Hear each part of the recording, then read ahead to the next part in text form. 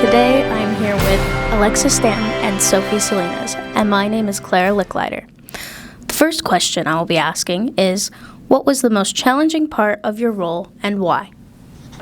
I feel like actually finding an athlete willing to interview during their schedule was definitely really hard for us, as well as finding an expert. We had some difficulty locking down an expert for this project just because emailing and trying to contact people is hard, especially when you're just a student. So it really comes down to who you know, who you have prior connections with, who your family may know in the sports world.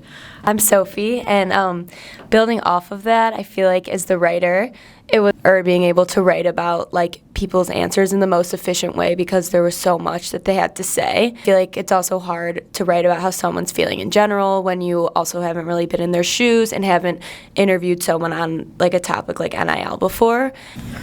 For me, probably the most challenging part of my role was really getting used to the different types of equipment and the videos that we have to make.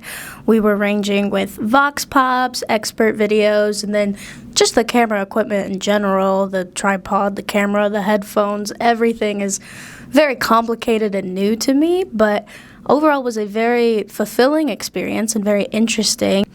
For the second question, what was something that you learned through the process of reporting on the NIL story? I really had no idea how IU went about NIL, and it's safe to say that it varies on sports, coaches, athletes, etc. So finding out the university doesn't categorize the Red Steppers, who's one of our athlete we interviewed, as a sport was kind of upsetting for how much they do, especially for IU and IU athletics. So they definitely, it limits their opportunities to profit off of NIL. Yeah, I also feel like being able to understand two different perspectives and ones that were really powerful and uplifting towards women and like the NIL story was something I learned about because I feel like you usually hear about the men's perspective, so getting two female representatives was like really important for our project, and we were able to ask questions that were also like really beneficial and allowed us to empathize with what they were going through.